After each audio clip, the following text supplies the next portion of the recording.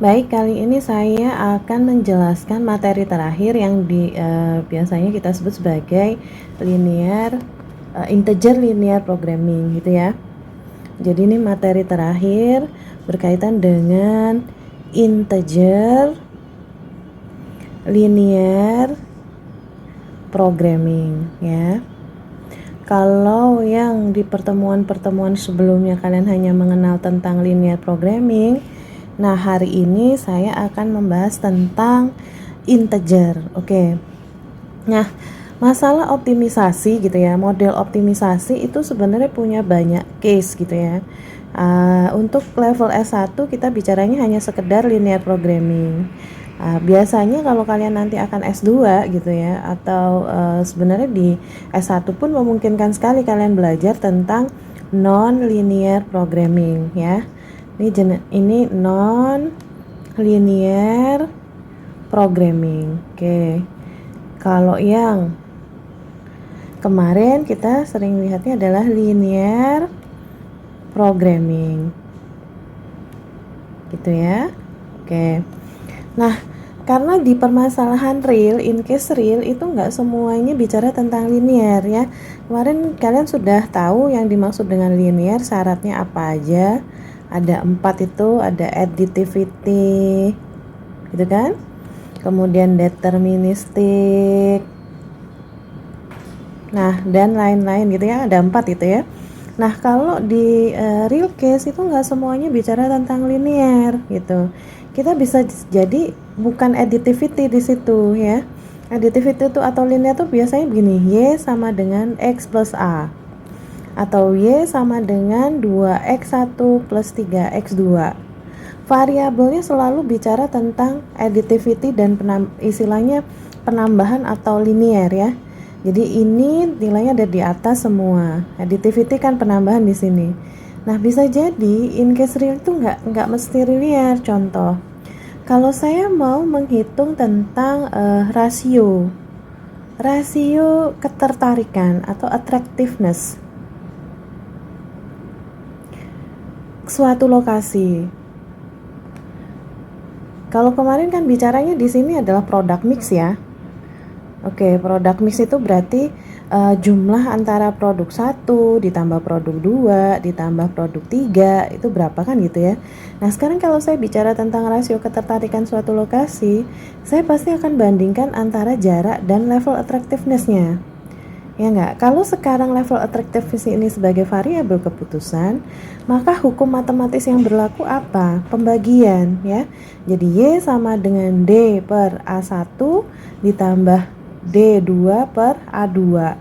Apakah fungsi ini akan dinyatakan sebagai linear? Tentu tidak. Ya enggak? Nah, itulah yang mendasari bahwa di dalam model optimisasi kalian akan mengenal yang namanya linear programming dan non-linear programming. Contoh lain lagi, kalau saya bicara terkait dengan radius gitu ya, saya punya persamaan Y sama dengan X1 kuadrat ditambah X2 kuadrat. Ini saya bicara rumus apa sih sebenarnya? Rumus lingkaran kan?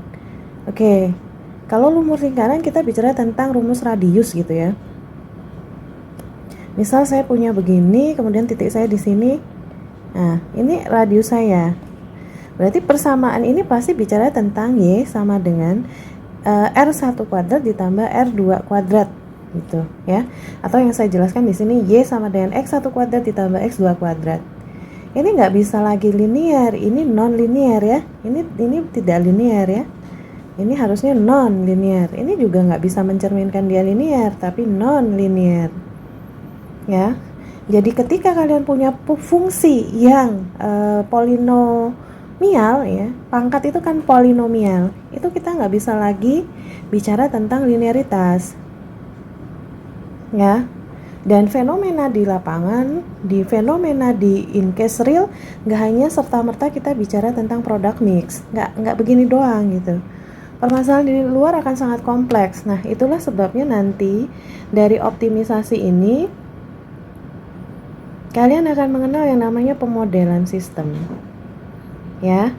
Oke, nah pemodelan sistem ini nanti menggambarkan atau mengcapture bagaimana real system ya, itu di-capture dalam sebuah fungsi matematis. Nah, itulah inti dari pemodelan sistem. Nah, kita paling kuat ya ada di sini nih. Nah, seorang IA gitu. IA itu sebenarnya adalah modal dasar yang nggak dimiliki oleh teknik yang lain gitu. Teknik yang lain itu adalah bagaimana melakukan pemodelan sistem.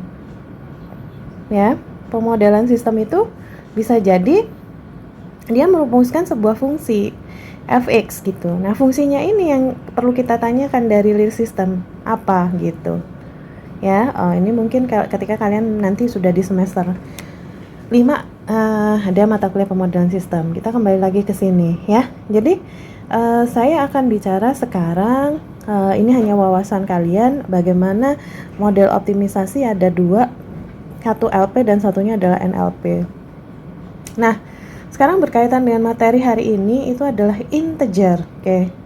Supaya kalian refresh gitu ya. Harapan saya masih ingat ketika kalian mengambil mata kuliah pemrograman dasar komputer. Pasti masih kenal lah istilah integer gitu ya. Oke. Nah, apa sih integer?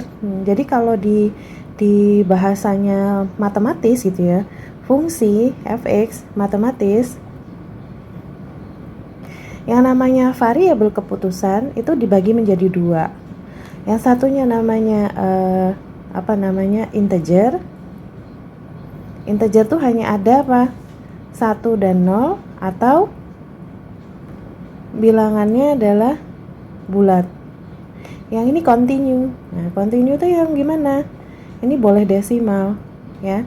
In case kalian kemarin misalkan ya, Z-nya sama dengan 9, X1 sama dengan 2,5, X2 sama dengan 3. Nah, ini namanya LP. Tapi kalau saya bicara integer linear programming, Z saya sama dengan 9, X1 saya nggak boleh ada desimalnya, 2, dan X2 saya sama dengan 3. Nah, ini kita bicara tentang integer linear programming. Paham ya? Ingat, variabel keputusan itu akan terbagi menjadi dua. Satu kita sebut sebagai integer, yang kedua kita sebut sebagai continue. Kalau integer boleh dua ya, satu itu hanya 0 dan 1. Seperti kalian mencari variabel keputusan di materinya transportasi. Dia kan keputusannya X1 itu kan hanya 1 atau 0. 1 itu dibuka, 0 tidak dibuka kan gitu. Kemudian yang kedua itu adalah continue, di mana hasilnya berupa angka desimal. Jadi nggak boleh dia bulat. Kalau bulat tuh 1, 2, 3 dan seterusnya. Kalau desimal ya 1,1, 2,5, 3,7 dan seterusnya gitu ya. Oke, dari sini dulu penjelasan terkait dengan kenapa kita bicara tentang integer linear programming.